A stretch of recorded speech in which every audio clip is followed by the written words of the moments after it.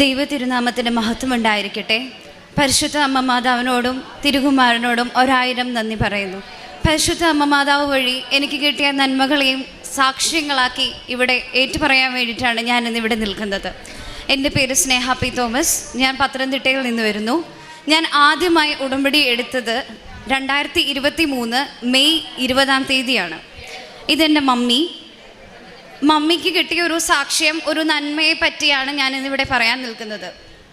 എൻ്റെ മമ്മി ഈ വർഷം മാർച്ച് മാസം ഒരു അബ്ഡോമിനൽ സ്കാൻ, ഒരു അൾട്രാസൗണ്ട് സ്കാൻ ചെയ്യുകയും അതിൽ ആ സമയത്ത് ഞാനൊരു നഴ്സിംഗ് സ്റ്റുഡൻ്റ് ആയിരുന്നു. ഞാനിപ്പോൾ പാസ്സായി. ആ സമയത്ത് ഞാൻ ഹോസ്റ്റലിൽ താമസിക്കുകയായിരുന്നു, സ്റ്റേ ആയിരുന്നു. അപ്പോൾ എൻ്റെ മമ്മി അവിടെ സ്കാൻ ചെയ്യുകയും അവിടെ മമ്മിക്ക് പലതര വിഷയങ്ങളും അബ്ഡോമിനിൽ ഉണ്ടെന്ന് പറയും, ഫാറ്റി ലിവർ കാര്യങ്ങളൊക്കെ ഉണ്ടെന്ന് പറയുകയും, പക്ഷേ റിസൾട്ട് കണ്ടപ്പോൾ എനിക്ക് ആകെപ്പാടെ ഒരു സങ്കടമാണ് അന്നുണ്ടായത്. അതായത് മമ്മിയുടെ സെർവിക്സ് റീജിയണിൽ ഒരു ചെറിയ സിസ്റ്റ് ലേഷൻ ഉണ്ടെന്ന് അവിടെ അന്ന് പറയുകയും ചെയ്തു. അന്ന് ഡോക്ടർ മമ്മിയോട് ജസ്റ്റ് ആ ഒരു പാപ്സ്മിയർ ടെസ്റ്റ് എടുത്തപ്പോൾ മമ്മി ചോദിച്ചു, എന്താണ് ഇതിപ്പോൾ എടുക്കാൻ കാര്യം? അപ്പോൾ ഡോക്ടർ പറഞ്ഞു, ജസ്റ്റ് ചുമ്മാ എടുക്കുന്നത് മാത്രമേ ഉള്ളൂ, ഇതിൻ്റെ റിസൾട്ട് കുറച്ച് നാൾ കഴിഞ്ഞ്, ഒരു 1 മന്ത് കഴിഞ്ഞ് മാത്രമേ നിങ്ങളുടെ കയ്യിൽ കിട്ടുകയുള്ളൂ എന്ന് പറഞ്ഞു. ഇത് മമ്മി അത്ര കാര്യമാക്കി എടുത്തില്ല. മമ്മി അതെനിക്ക് വാട്സപ്പ് ചെയ്ത് തരികയും അന്ന് എനിക്ക് എക്സാം നടന്നുകൊണ്ടിരിക്കുന്ന സമയമാണ്. ആകെപ്പാടെ ഞാൻ അതിൻ്റെ ടെൻഷനിൽ നിൽക്കുമ്പോൾ മമ്മി എനിക്കിത് അയച്ചു തരികയും ഞാൻ ഇതിൻ്റെ റിസൾട്ടിൻ്റെ കാണുകയും ചെയ്തു. ആ സമയത്ത് നമുക്കറിയാം, നമ്മളൊരു മെഡിക്കൽ ഫീൽഡിൽ നടന്നു പോകുമ്പോൾ ഒരു പാപ്സ്മിയർ ടെസ്റ്റ് നടത്തുക എന്ന് പറഞ്ഞു കഴിയുമ്പം എന്തിനായിരിക്കും, അതിലൊരു ക്യാൻസറിൻ്റെ ഒരു സിസ്റ്റ് ആണെന്ന് അവർക്കൊരു തോന്നലുണ്ടായിട്ടായിരിക്കാം അതങ്ങനെ മമ്മിക്കൊരു പാപ്സ്മിയർ ടെസ്റ്റ് നടത്തിക്കഴിഞ്ഞ് ഞാൻ മമ്മിയോട് ചോദിച്ചു, മമ്മി അവരെന്തെങ്കിലും പറഞ്ഞോ? ഇല്ല. എനിക്ക് ആകെപ്പാടെ സങ്കടം വന്നിട്ട് ഞാൻ ആദ്യം നോക്കിയത് എൻ്റെ അമ്മ മാതാവിനെയായിരുന്നു. ഞാൻ അവിടെ ഇരുന്ന് അമ്മ മാതാവിനോട് എൻ്റെ കണ്ണ് നിറഞ്ഞു. എൻ്റെ കൂട്ടുകാർക്ക് ആർക്കും അറിയില്ല. ഞാൻ ആകെ എൻ്റെ കൂട്ടുകാരോട് പറഞ്ഞത്, മമ്മിക്ക് ഫാറ്റി ലിവർ ഉണ്ട്, വേറെ പ്രശ്നങ്ങളൊന്നുമില്ല, റിസൾട്ട് വരുന്നിടം വരെ ഞാനിത് ആരോടും പറയില്ല. അമ്മ മാതാവിനോട് ഞാൻ പറയും. അത് കഴിഞ്ഞ് മമ്മിയോട് പറഞ്ഞ് ഞാൻ അമ്മ മാതാവിനോട് വന്ന് സാക്ഷീകരിക്കും എന്ന് മാത്രമേ ഞാൻ പറഞ്ഞുള്ളൂ. എൻ്റെ കൂട്ടുകാർക്കോ എൻ്റെ വീട്ടുകാർക്കോ ആർക്കും അറിയില്ലായിരുന്നു. അങ്ങനെ ഞാൻ അമ്മ മാതാവിന് കൂടുതലായിട്ട് ഇരുന്ന് പ്രാർത്ഥിച്ചു. മമ്മിയുടെ റിസൾട്ട് വരുന്ന സമയത്ത് അത് നെഗറ്റീവാക്കി എനിക്ക് കാണണം, വേറെ ഒന്നും എനിക്ക് കാണണ്ട. എൻ്റെ മമ്മി ഒരു രോഗിയായിട്ട് കാണാനോ അങ്ങനെ ഒരു സിസ്റ്റോ ക്യാൻസറോ ഒന്നുമായിട്ട് കാണാനോ എനിക്ക് സാധിക്കില്ല അമ്മ മാതാവേ, എനിക്ക് അതിന് കഴിയുകയില്ല. അമ്മ മാതാവ് തന്നെ അത് നെഗറ്റീവാക്കി അമ്മയുടെ പ്രതീക്ഷയനുസരിച്ച് സാക്ഷിയാക്കി എന്നെ ഉയർത്തണമെന്നും അമ്മയുടെ മുന്നിൽ വന്നത് ഇങ്ങനെ നിന്നുകൊണ്ട് തന്നെ സാക്ഷ്യം പറയാൻ എനിക്ക് കഴിയണമെന്നും ഞാൻ ഇവിടെ നിന്ന് പ്രാർത്ഥിച്ചു. അങ്ങനെ ഏപ്രിൽ 23 ഞാനിവിടെ വന്ന് മുട്ടുകുത്തി ഞാൻ പ്രാർത്ഥിച്ചു, അടുത്ത വട്ടം ഞാൻ വരുമ്പോൾ എൻ്റെ മമ്മിയും കൊണ്ട് ഞാനിവിടെ നിന്നിട്ട് ഞാൻ സാക്ഷ്യം പറയണം, എൻ്റെ മമ്മിക്ക് അങ്ങനെ ഒരു പ്രശ്നമില്ല എന്നുള്ള കാര്യം. ആദ്യം ഞാൻ ഡോക്ടറിനടുത്ത് ചെന്ന് ചോദിച്ചു, റിസൾട്ടും കാര്യങ്ങളും ആയോ? റിസൾട്ട് ആയിട്ടില്ല. ഏപ്രിൽ 23 ഞങ്ങളിവിടെ വീണ്ടും വരികയും ഞാനും എൻ്റെ കൂട്ടുകാരും ഒന്നിച്ചാണ് വന്നത്. ആ ഉടമ്പടിയിൽ എടുത്തപ്പോൾ മമ്മിയുടെ കാര്യം ഞാൻ എടുത്ത് എഴുതുകയും ചെയ്തു. അതെനിക്ക് നെഗറ്റീവായി കാണണം, മമ്മിക്ക് അങ്ങനെ ഒരു പ്രശ്നം ഉണ്ടാവാൻ പാടില്ല എന്നുള്ളത്. ഉടമ്പടി എടുത്ത് ഏപ്രിൽ 30 ഞാൻ നോക്കുകയും അതിൻ്റെ റിസൾട്ട് വന്നപ്പോൾ അത് നെഗറ്റീവായി എന്നെനിക്ക് കാണാനും സാധിച്ചു. അതെനിക്ക് ഒരുക്കി തന്ന എൻ്റെ അമ്മ മാതാവിനോട് എത്ര നന്ദി പറഞ്ഞാലും മതിയാവില്ല. അടുത്തതായി എനിക്ക് 4th ഇയറിൻ്റെ എക്സാം, ഞാനൊരു നഴ്സിംഗ് സ്റ്റുഡൻ്റ് ആയിരുന്ന സമയത്ത് എനിക്ക് 4th ഇയറിൻ്റെ എക്സാം നല്ല പാടായിരുന്നു. അത് ഞാൻ പഠിച്ചുകൊണ്ടിരുന്ന സമയത്ത് തന്നെയും ഭയങ്കര ടെൻഷന്, കാര്യങ്ങൾ, അവസാനത്തെ വർഷം, ഗ്രാജുവേഷൻ, എല്ലാവർക്കും അറിയാമല്ലോ, നമുക്ക് പഠിച്ചിറങ്ങി നമ്മൾ പാസ്സായി മുന്നോട്ടുള്ള കാര്യങ്ങൾ ഈ ഒരു എക്സാമിൽ എൻഡിൽ വന്ന് നിൽക്കുക. ആ സമയത്ത് ഞാൻ കൂടുതലായിട്ട് പ്രാർത്ഥിക്കുകയും ഞാനും എൻ്റെ കൂട്ടുകാരും ഒന്നിച്ചിരുന്ന് പ്രാർത്ഥിക്കുകയാണ് ചെയ്തുകൊണ്ടിരുന്നത്. അങ്ങനെ എക്സാമിൻ്റെ സമയമായി. മാതാവിൻ്റെ ഈ കാശ് പിടിച്ചോട് മാത്രമേ ഇതുവരെ എഴുതിയിട്ടുള്ള ഏത് എക്സാമിനും ഞാൻ പോകത്തുള്ളായിരുന്നു. ഇവിടുന്ന് വെഞ്ചരിച്ച് കിട്ടിയ ഉപ്പും എടുത്ത് ഞാൻ എക്സാം ഹാളിൽ കയറുന്നതിന് തൊട്ട് മുന്നേ തന്നെ അമ്മ മാതാവിനോട് പറയും, എൻ്റെ കൂടെ കയറണം. അമ്മ മാതാവ് എൻ്റെ എക്സാം ഹാളിൽ എൻ്റെ കൂടെ ഉണ്ടായിരിക്കണം. അമ്മ മാതാവ് യേശു ഉണ്ടായിരിക്കണം. അടുത്ത് വന്ന് തന്നെ നിന്ന് അമ്മ മാതാവ് എനിക്ക് പറഞ്ഞു തരുന്നത് മാത്രമേ എനിക്ക് എഴുതാൻ പറ്റത്തുള്ളൂ. ഞാനല്ല എഴുതുന്നത്, അമ്മ മാതാവ് എൻ്റെ കൈ പിടിച്ച് തന്നെ അത് എഴുതിപ്പിക്കണം. എന്നാൽ മാത്രമേ ഞാനിതിൽ ജയിക്കുകയുള്ളൂ. എൻ്റെ കഴിവ് കൊണ്ടൊന്നുമല്ല, അങ്ങ് അവിടുന്ന് തന്ന ഉത്തരങ്ങൾ മാത്രമേ എനിക്ക് എഴുതാൻ പറ്റുള്ളൂ എന്ന് ഞാൻ ഉറക്കെ അവിടുന്ന് പ്രാർത്ഥിച്ച് ഞാൻ എക്സാം ഹാളിൽ കയറുമ്പോൾ അമ്മ മാതാവിനെ കൈ പിടിച്ചുകൊണ്ട് കയറും. അവിടെ ചെന്ന് ഇരുന്ന് ഞാൻ അവിടെ ഉപ്പ് വിതറി എക്സാമിലെ എല്ലാ ക്വസ്റ്റ്യൻസും കാണുമ്പോഴും എനിക്കറിയാവുന്നത് ഞാൻ സ്ക്രീനിൽ എഴുതി തീർക്കുമ്പോൾ ഞാൻ ഓർക്കും എൻ്റെ കൈ പിടിച്ചെഴുതുന്നത് എൻ്റെ അമ്മ മാതാവ്, എൻ്റെ യേശുവാണ് എനിക്ക് എല്ലാ കാര്യങ്ങളും പറഞ്ഞു തരുന്നതെന്നുള്ളത്. ആ സമയത്ത് ഓരോ ക്വസ്റ്റ്യൻ എഴുതി കഴിയുമ്പോഴും ഞാൻ സ്വർഗസ്ഥനായ ഞങ്ങളുടെ പിതാവേയും കൃപ നിറഞ്ഞ മറിയുമ്പോൾ ഞാൻ ഉറക്കെ പ്രാർത്ഥിച്ചിട്ട് ഞാൻ അതെല്ലാം അറ്റൻഡ് ചെയ്ത് OBG എക്സാം, അതായത് ഒരു ഗൈനക്കോളജി സബ്ജക്റ്റാണ്, അത് എനിക്ക് ഇച്ചിരി ടഫായിട്ട് തന്നെയാണ് നിന്നിരുന്നത്. അപ്പോൾ ഞാൻ എഴുതി കോൺഫിഡൻസ് ആയിരുന്നു, പക്ഷേ എഴുതി ഞാൻ വെളിയിൽ വന്നപ്പോൾ 2 മാർക്കിൻ്റെ ഒരു ക്വസ്റ്റ്യൻ ഞാൻ അറ്റൻഡ് ചെയ്തില്ല എന്നെനിക്ക് ഭയങ്കര സങ്കടമായിപ്പോയി. ഞാൻ എൻ്റെ മമ്മിയെ വിളിച്ചു, കാര്യം പറഞ്ഞു. എനിക്ക് ആകെപ്പാടെ വിഷമമായി. കാരണം ഒരു 2 മാർക്ക് പോയി കഴിഞ്ഞാൽ നമുക്ക് അവിടെ ഫെയിൽ ഉണ്ടാകുമോ എന്നുള്ളൊരു ടെൻഷൻ. മമ്മി പറഞ്ഞു നീ പേടിക്കണ്ട, പപ്പായും പറഞ്ഞു നീ പേടിക്കണ്ട, മാതാവിനെ മുറുക്കെ പിടിക്കുക, പാസ്സാകും, കുഴപ്പമില്ല എന്നുള്ള കാര്യത്തിൽ ഞാൻ മുറുക്കെ പിടിച്ചത് പ്രാർത്ഥിച്ചു. കഴിഞ്ഞ മെയ് മാസം 8-ാം തീയതി എൻ്റെ റിസൾട്ട് വരികയും ഞാൻ നോക്കുമ്പോൾ ഫസ്റ്റ് ക്ലാസ്സോടെ ഞാൻ അതിന് പാസ്സാകുകയും ചെയ്തു. അമ്മ മാതാവ് തന്ന വലിയൊരു അനുഗ്രഹമാണത്. അന്നും ഞാൻ പ്രാർത്ഥിച്ചത് ഇതുപോലെ വന്നു നിന്ന് ഇവിടുന്ന് സാക്ഷ്യം പറയാൻ എനിക്ക് കഴിയണമെന്നായിരുന്നു. പിന്നെ എൻ്റെ പ്രേക്ഷിത പ്രവർത്തനം എന്ന് പറയുമ്പോൾ ഇവിടുത്തെ പത്രം ഞാൻ മേടിക്കുകയും എല്ലാവർക്കും കൊടുക്കുകയും ചെയ്തു. പിന്നെ എൻ്റെ ഫ്രണ്ട്സിനൊക്കെ ഞാൻ അവിടെ ഹോസ്റ്റലിൽ താമസിക്കുന്ന സമയത്ത് എൻ്റെ ജൂനിയേഴ്സിനും ഒക്കെ കൊടുക്കുമ്പോൾ അവിടെ തെലുങ്കു കുട്ടികളുണ്ട്. അപ്പോൾ ഇതെല്ലാവരുടെ കയ്യിലും മാതാവിൻ്റെ ഫോട്ടോയും ഇരിക്കുന്നത് കാണുമ്പോൾ അവർക്കാകെ ഒരു ഡൗട്ടാണ്, എന്തിനാണ് നിങ്ങൾ ഇതൊക്കെ കൊടുക്കുന്നതെന്നുള്ളത്. അന്ന് അറിയുന്ന രീതിയിൽ ഞങ്ങൾ അവരോടെല്ലാവരോടും ഇത് കൃപാസനം എന്ന് പറഞ്ഞ മാതാവാണ്, ഇവിടെയാണ് മാതാവ് പ്രത്യക്ഷപ്പെട്ടത്, നിരവധി സാക്ഷ്യങ്ങളും കാര്യങ്ങളും മാതാവ് നമ്മളെ പൊതിഞ്ഞ് സംരക്ഷിക്കുമെന്ന് ഞാൻ അവരോട് പറയുമായിരുന്നു. ഭാരപ്പെട്ടിരിക്കുന്ന കുറേ കുട്ടികളെ കാണുമ്പോഴും ഞാൻ പറയും, നീ കൃപാസനത്തിൽ പോയി കഴിഞ്ഞ് അവിടെ നിന്ന് പ്രാർത്ഥിക്കുക, എന്നിട്ട് എക്സാം എഴുത്, പാസ്സാകും, മാതാവ് അവിടെ നിന്ന് കാക്കും എന്ന് തന്നെ ഞാൻ ഉറച്ചു പറയുമായിരുന്നു. പിന്നെ എൻ്റെ ആത്മീയ വളർച്ച എന്ന് പറയുമ്പോൾ ഞാൻ കൂടുതലായിട്ട് ബൈബിൾ വായിക്കാൻ തുടങ്ങി, കൊന്ത ചൊല്ലി പ്രാർത്ഥിക്കാൻ തുടങ്ങി. ഏറ്റവും വലുത് എൻ്റെ അമ്മ മാതാവിനോടും യേശുവിനോടും കൂടുതലായിട്ട് അടുക്കാനാണ് എനിക്ക് സാധിച്ചത്. അതായത് ഞാനിപ്പോൾ എവിടെ പോവുകയാണെങ്കിലും എനിക്കിപ്പോൾ എന്ത് വിഷമം വന്നോട്ടെ, സങ്കടം വന്നോട്ടെ, ഞാൻ ആദ്യം ഓടിച്ചെന്ന് അമ്മ മാതാവിനോട് പറയും, എൻ്റെ യേശുവിനോട് പറയും. എന്നിട്ട് ഞങ്ങൾ ഒരുപാട് സംസാരിക്കുന്ന പോലെ നല്ലപോലെ നിന്ന് സംസാരിച്ച് ഇപ്പം ഞാൻ വാഹനം ഓടിക്കുകയാണെങ്കിൽ തന്നെയും ഈ മാതാവ് കാശുരൂപവും കൊന്തയും ഞാൻ എൻ്റെ ബാഗിലിട്ടിട്ട് മാത്രമേ മാതാവെ സംരക്ഷണയായി എൻ്റെ കൂടെ ഉണ്ടായിരിക്കണമെന്ന് പറഞ്ഞിട്ട് മാത്രമേ ഞാൻ വാഹനം എടുക്കാറുള്ളൂ. അങ്ങനെ എവിടെ പോയാലും ഞാനങ്ങനെ മാതാവിനോട് സംസാരിച്ചു. ഏത് വിഷമം പ്രതിസന്ധിയിൽ പോയാൽ പോലും ഈ ഒരു കാശുരൂപം പിടിച്ച് ഞാൻ പോയിട്ടുണ്ടെങ്കിൽ അവിടെ മാതാവ് ഒന്നിനും എനിക്കൊരു തടസ്സവും വന്നിട്ടില്ല. എപ്പോഴും എൻ്റെ വഴി തുറന്നു തന്നെ അവിടെ കാണിക്കാറുണ്ട്. അത് കഴിഞ്ഞ് ഞാൻ അമ്മ മാതാവിനോട് നന്ദി പറയാനും എനിക്ക് സാധിച്ചിട്ടുണ്ട്. ഇത്രയും ചെയ്തു തന്ന എൻ്റെ മാതാവിനോടും എൻ്റെ യേശുവിനോടും 1000 നന്ദി പറയുന്നു. 1 യോഹന്നാൻ 3-ാം അധ്യായം 1-ാം തിരുവചനം പറയുന്നു, കണ്ടാലും എത്ര വലിയ സ്നേഹമാണ് പിതാവ് നമ്മോട് കാണിച്ചത്, ദൈവമക്കളെന്ന് നാം വിളിക്കപ്പെടുന്നു. സ്നേഹ പി തോമസ് ഇവിടെ നമ്മളോട് പങ്കുവെച്ച മനോഹരമായ സാക്ഷ്യമാണ് നാം കേട്ടുകൊണ്ടിരുന്നത്. തൻ്റെ എല്ലാ ആവശ്യങ്ങളിലും അമ്മ മാതാവിനെ സമീപിക്കാൻ മാത്രം ഒരു വലിയ ഫ്രീഡത്തിലേക്ക് ഈ ഉടമ്പടി അവരെ എത്തിച്ചു എന്ന് ഈ സഹോദരി സാക്ഷ്യപ്പെടുത്തുകയുണ്ടായി. മമ്മിയുടെ ഒരു മെഡിക്കൽ ആവശ്യത്തിന് വേണ്ടിയാണ് പരിശുദ്ധ അമ്മയുടെ അടുത്ത് ചെന്ന് മകൾ സംസാരിക്കാൻ തുടങ്ങിയത്. വളരെ ശക്തമായി പറയുകയാണ്, മാതാവിനോട് അങ്ങോട്ട് ഓർഡർ കൊടുക്കുന്ന ഒരു ഉടമ്പടിയുടെ പ്രത്യേകതയാണ് നമ്മളിതിൽ കാണുന്നത്. എനിക്കിത് വേണം, എൻ്റെ അമ്മ ഒരു രോഗിയായി കാണാൻ എനിക്ക് ആഗ്രഹമില്ല, ഓർഡർ അങ്ങോട്ടാണ്. ഇവിടെ കരഞ്ഞ് വിളിക്കലോ വിഷമങ്ങളോ ഒന്നുമല്ല. ഞാനും മാതാവുമായിട്ടുള്ള തിക്ക് ഫ്രണ്ട്ഷിപ്പിൽ, തിക്ക് ബോണ്ടിൽ ഇവൾക്ക് പറയാനായിട്ട് സാധിച്ചു, മാതാവേ എനിക്കിത് വേണം. മാതാവ് അത് സാധിച്ചു കൊടുക്കുകയാണ്. തൻ്റെ അമ്മയ്ക്ക് യാതൊരു പ്രശ്നവുമില്ലാതെ ആ ട്രീറ്റ്മെൻറ്റ് കണ്ടിന്യൂ ചെയ്യാൻ അവരുടെ ആ ഇൻവെസ്റ്റിഗേഷൻ കംപ്ലീറ്റ് ചെയ്യാൻ അവർക്ക് സാധിച്ചു എന്ന് മകൾ സാക്ഷ്യപ്പെടുത്തുന്നു. നമുക്ക് ഈശോയ്ക്ക് നന്ദി പറയാം. അതുപോലെ തന്നെ ഈ മകളുടെ പഠന കാലഘട്ടത്തിലുണ്ടായ ബുദ്ധിമുട്ടുകൾ, തനിക്ക് എന്ത് ടെൻഷൻ ഇൻ ബിറ്റ്വീനിൽ വന്നാലും എനിക്ക് അപ്രോച്ച് ചെയ്യാൻ എൻ്റെ അമ്മയുണ്ടല്ലോ, വേഗം അമ്മയുടെ അടുത്ത് നിന്ന് കാര്യം പറഞ്ഞ് ഈശോയിൽ നിന്ന് അനുഗ്രഹം വാങ്ങിക്കുന്ന ഒരു വളരെ പേഴ്സണൽ കോൺഫിഡൻസ് ഈ മകൾക്ക്, ഇൻറ്റിമസി ഈ മകൾക്ക് വന്നു എന്നാണ് ഈ സാക്ഷ്യം നമ്മെ സ്ഥിരീകരിക്കുന്നത്. എന്തുമാത്രം ഈശോയോട് അടുത്ത് കഴിഞ്ഞു, പരിശുദ്ധ അമ്മയോട് എന്തുമാത്രം ഫ്രീഡം വന്നു കഴിഞ്ഞു എന്ന് ജീവിതാനുഭവങ്ങൾ ഉടമ്പടിയിലൂടെ ഈ മകൾ പഠിച്ചു കഴിഞ്ഞു. ഈ യങ് ഏജിൽ ഈ മകൾക്ക് ഇങ്ങനെ കണ്ടിന്യൂ ചെയ്യാൻ, ഉടമ്പടിയിൽ ജീവിക്കാൻ, പഠന കാലഘട്ടത്തിൽ തനിക്ക് ഉടമ്പടിയിലായിരിക്കുവാൻ സാധിക്കുമെങ്കിൽ തീർച്ചയായിട്ടും ഈ മകൾക്ക് തൻ്റെ ജീവിതത്തിൽ ഉണ്ടാകാൻ പോകുന്ന ഏതൊരു ഹെക്റ്റിക് അവസ്ഥകളെയും ഫേസ് ചെയ്യാൻ സാധിക്കും. പരിശുദ്ധ അമ്മ അതിനോട് കൂടെ നിൽക്കും, പരിശുദ്ധ അമ്മ അതെല്ലാം ക്രമീകരിച്ചു കൊടുക്കും എന്ന് വളരെ വ്യക്തമാക്കി നമ്മളോട് സംസാരിക്കുന്ന ഒരു വലിയ പങ്കുവെക്കലാണ് നാം ഇപ്പോൾ കേട്ടത്. പരിശുദ്ധ അമ്മയ്ക്കും ഈശോയ്ക്കും വലിയൊരു കയ്യടി നൽകി. ഈശോയ്ക്കും അമ്മ മാതാവിനും 1000 നന്ദി.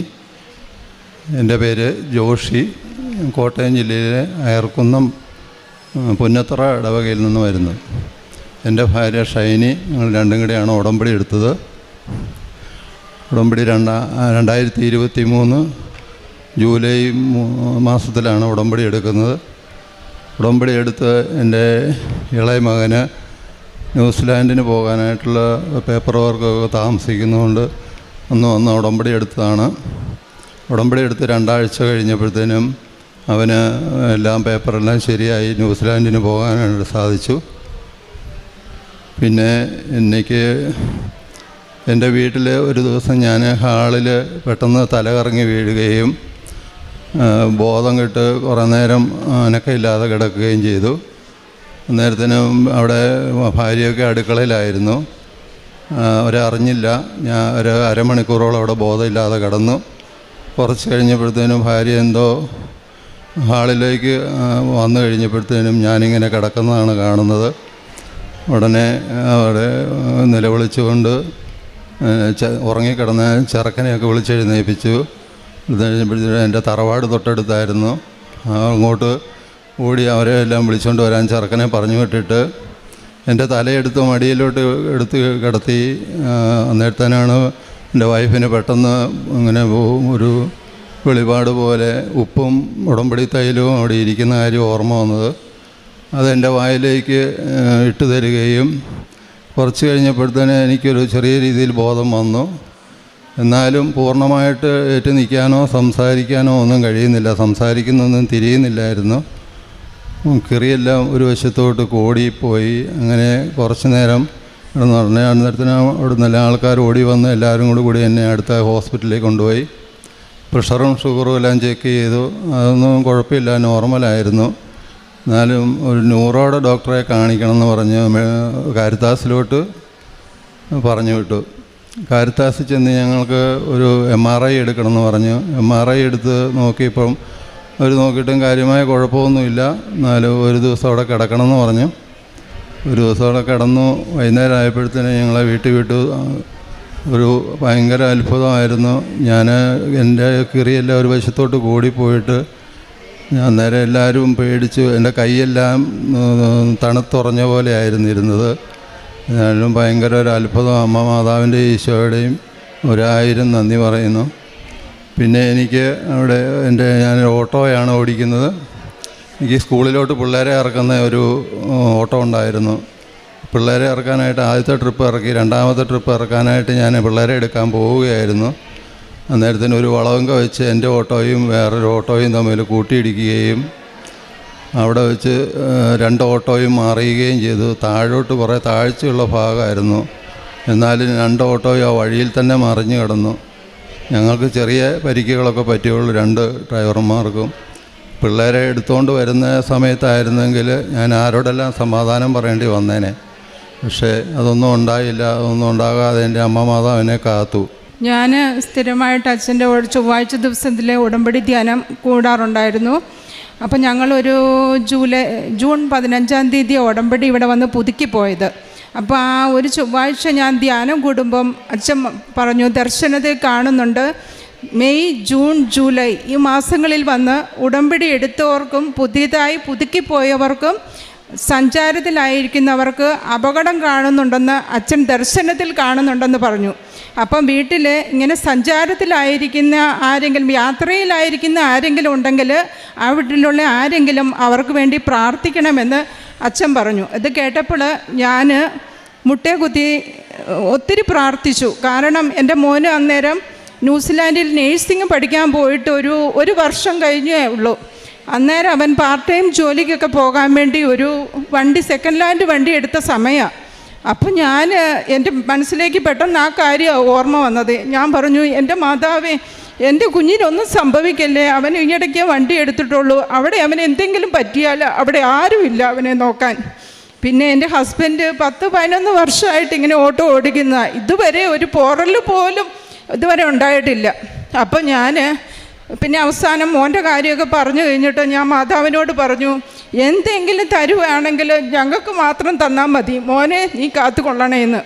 എന്തായാലും ഞാനൊരു ചൊവ്വാഴ്ച ഈ ധ്യാനം കൂടുന്നു, എന്നിട്ട് ഇത് സംഭവിക്കുന്നത് വ്യാഴാഴ്ച.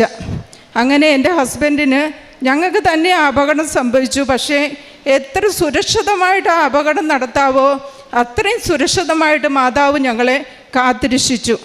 അമ്മ മാതാവിനും തിരുക്കുമാരനും കോടാനുകോടി നന്ദി. പ്രേക്ഷിത പ്രവർത്തനങ്ങൾ ഞങ്ങൾ രണ്ടുപേരും ഇവിടുന്ന് പത്രം എല്ലാം മേടിച്ചുകൊണ്ട് പോയി. പുള്ളിക്കാരൻ ഓട്ടോയിൽ ആരെങ്കിലുമൊക്കെ കയറുവാണെങ്കിൽ ഏത് ജാതി മതഭേദമന്യേ എല്ലാവർക്കും കൊടുക്കും. ഞാൻ പിന്നെ എൻ്റെ ഇടവകപ്പള്ളിയിൽ പിന്നെ ഹോസ്റ്റലിൽ നിൽക്കുന്ന പിള്ളേരുണ്ട്, ഒത്തിരി പിള്ളേർ. അപ്പോൾ അവർക്ക് ഞാൻ എൻ്റെ മക്കളെ, എൻ്റെ 2 പിള്ളേരാണ് എനിക്ക്, ഒന്ന് 25 വയസ്സും ഒന്ന് 20 വയസ്സും. അപ്പോൾ ആ പിള്ളേരുടെ കാര്യം ഓർത്തിട്ട് ഞാൻ അവരെ സമർപ്പിച്ച് കൂടുതലായിട്ടും ആ കുട്ടികൾക്കാണ് കൊടുക്കാറ്. അവർ ഓടി വരും, ആൻറ്റി എന്നാ പോയത് എന്ന് ചോദിച്ചാൽ അവർ ആർത്തിയോടെ വന്ന് ആ പത്രം മേടിക്കാറുണ്ട്. അപ്പം എനിക്ക് പറ്റുന്ന പോലെയൊക്കെ ഞാൻ മറ്റുള്ളവരെയൊക്കെ സഹായിക്കാറുണ്ട്. പിന്നെ പള്ളിയിൽ പോകും, പ്രാർത്ഥിക്കും. നേരത്തെ കഴിഞ്ഞും കൂടുതലൊക്കെ കുർബാനയ്ക്ക് പോകാനും കുർബാന സ്വീകരിക്കാനും ഒക്കെ ഞാൻ ശ്രമിക്കാറുണ്ട്, ഞങ്ങൾ രണ്ടുപേരും. ജോബിൻ്റെ പുസ്തകം 19-ാം അധ്യായം 25-ാം തിരുവചനം പറയുന്നു, എനിക്ക് ന്യായം നടത്തി തരുന്നവൻ ജീവിക്കുന്നെന്നും അവസാനം അവിടുന്ന് എനിക്ക് വേണ്ടി നിലകൊള്ളുമെന്നും ഞാൻ അറിയുന്നു. ഇവിടെ ജോഷി എന്ന സഹോദരൻ തൻ്റെ ജീവിതസാക്ഷി നമ്മോട് പങ്കുവയ്ക്കുകയായിരുന്നു. അദ്ദേഹത്തിന് സ്ട്രോക്ക് വന്നു. പെട്ടെന്ന് തന്നെ ഷൈനിക്ക് എന്ത് ചെയ്യണമെന്നറിയാതെ ഹോസ്പിറ്റലിൽ പോകണോ, ആകെ ഒരു മാനസിക വിഭ്രാന്തി പോലെയായി. പെട്ടെന്നാണ് അമ്മയെന്ന് വിളിച്ചപ്പോൾ അമ്മ തന്നെ ഷൈനിയെ ഓർമ്മിപ്പിച്ചു കൊടുത്തു, എൻ്റെ വിശുദ്ധ വസ്തുക്കൾ നിൻ്റെ പക്കലുണ്ടല്ലോ, അതെടുത്ത് ഉപയോഗിക്കുക. ഉടനെ തന്നെ അതെല്ലാം പുരട്ടി പ്രാർത്ഥിച്ചു ഹോസ്പിറ്റലിലേക്ക് കൊണ്ടുപോയി. ജീവിതം തന്നെ തകരാറിലാകുമായിരുന്ന ഈ മകൻ്റെ ജീവൻ തിരിച്ചു നൽകി ഇന്നിപ്പോൾ നമ്മുടെ മുന്നിൽ പരിശുദ്ധ അൾത്താരയിൽ പരിശുദ്ധ അമ്മയ്ക്കും ഈശോയ്ക്കും നന്ദി പറയുവാനായി ഇവിടെ എത്തിയിരിക്കുകയാണ്. നമുക്കും ഇവരോടൊപ്പം ഈശോയ്ക്ക് നന്ദി പറയാം. വലിയ ഒരു അപകടത്തിൽ നിന്നാണ്, വലിയ ഒരു അസന്നിഗ്ധാവസ്ഥയിൽ നിന്നാണ് ഇവരെ ദൈവം കാത്തുപരിപാലിച്ചത്.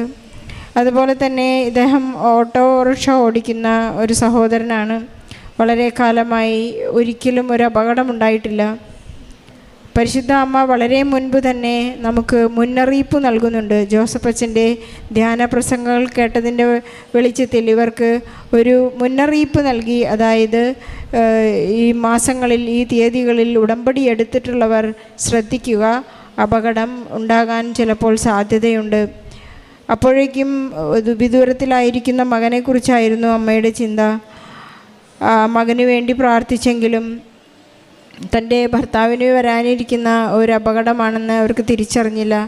എങ്കിലും അവർ പരിശുദ്ധ അമ്മയോട് ശക്തമായി പ്രാർത്ഥിച്ചു. തങ്ങളുടെ ചുറ്റുപാടും ദൂതരുടെ സംരക്ഷണം വേണമെന്നവർ ആഗ്രഹിച്ചു പ്രാർത്ഥിച്ചു. അതിൻ്റെ ഫലമായി പെട്ടെന്നുണ്ടായ ഒരു 2 ഓട്ടോറിക്ഷ വന്ന് കൂട്ടിയിടിച്ച് ഇവർ പറയുകയായിരുന്നു, 2 ഓട്ടോ 2 സൈഡിലേക്ക് മറിഞ്ഞു. ഇദ്ദേഹത്തിൻ്റെ ഓട്ടോ മറിഞ്ഞു വീണത് അഗാധമായൊരു കൊക്കയിലേക്ക് വീഴുമായിരുന്നു. പക്ഷേ ഒന്നും തന്നെ സംഭവിച്ചില്ല. വളരെ മിറാക്കുലസ്ലി, വളരെ അത്ഭുതകരമായ രീതിയിൽ അദ്ദേഹം രക്ഷപ്പെട്ടു. പരിശുദ്ധ അമ്മ താങ്ങി നിർത്തിയതാണെന്ന് അവർ ശക്തമായി വിശ്വസിക്കുന്നു. അവരത് ഏറ്റുപറയുകയും ചെയ്യുന്നു. പിന്നെ മകൻ വിദേശത്ത് പോയത് ഇവിടെ പറയാൻ നമ്മൾ പ്രോത്സാഹിപ്പിക്കുന്നില്ല. കാരണം സാക്ഷികളില്ലാത്ത സാക്ഷ്യങ്ങൾ നമ്മൾ പറയരുതെന്നാണ് ഇവർക്ക് കൊടുത്തിട്ടുള്ള നമ്മുടെ നിബന്ധനകൾ ഉള്ളത്. അതുകൊണ്ട് ഇവരുടെ കുടുംബത്തെ ദൈവം വളരെയധികം അനുഗ്രഹിച്ചിരിക്കുന്നു. എല്ലാ നന്മകൾക്കും കൃപകൾക്കും നമുക്ക് നന്ദി പറയാം. അതുപോലെ തന്നെ ഇവർക്ക് മാക്സിമം എല്ലാ ഏരിയകളിലേക്കും കൃപാസന പത്രം എത്തിക്കുന്നതിനും തങ്ങളാലാവുന്ന വിധം മറ്റുള്ളവർക്ക് ഭക്ഷണവും മറ്റും എത്തിക്കുന്നതിനും അവർ ശ്രമിക്കുന്നു. അവരുടെ ആത്മീയ വളർച്ചയെക്കുറിച്ച് അവർക്ക് ഇന്ന് വിശുദ്ധ കുർബാന, വിശുദ്ധ ബലി ഒരാഘോഷമാണ്. വിശുദ്ധ വായന അവർക്ക് ഒരു ആനന്ദമാണ്. ഇവരുടെ കുടുംബം വളരെ സന്തോഷത്തിലാണ്, എപ്പോഴും പ്രാർത്ഥനയിലാണ്. പരിശുദ്ധ അമ്മയുടെ മധ്യസ്ഥവും പരിചരണവും പരിരക്ഷയും അവർക്കുണ്ട്. അതുകൊണ്ട് തന്നെ പരിശുദ്ധ അമ്മ സഹരക്ഷകയാണെന്നുള്ളതിൻ്റെ വലിയൊരു തെളിവാണ്. രക്ഷകൻ സഹരക്ഷകയായ അമ്മയോടുകൂടെ എപ്പോഴും കുരിശിനടിയിൽ നിന്ന് നമുക്ക് വേണ്ടി മാധ്യസ്ഥം വഹിക്കുന്നു. നമ്മെ ഓരോരുത്തരെയും കാത്തുപരിപാലിക്കുന്നു. നമുക്ക് വേണ്ടി നമുക്ക് ആവശ്യമുള്ളത് ചോദിച്ചു വാങ്ങി ഈശോയിൽ നമുക്ക് ലഭിക്കുന്നു. നമുക്ക് ഇവരുടെ വലിയ സാക്ഷ്യത്തിന് പരിശുദ്ധ അമ്മയ്ക്ക് ഈശോയ്ക്ക് നന്ദി പറഞ്ഞുകൊണ്ട് ഒരു വലിയ കയ്യടി നൽകി ഈ സാക്ഷ്യം സമർപ്പിക്കും.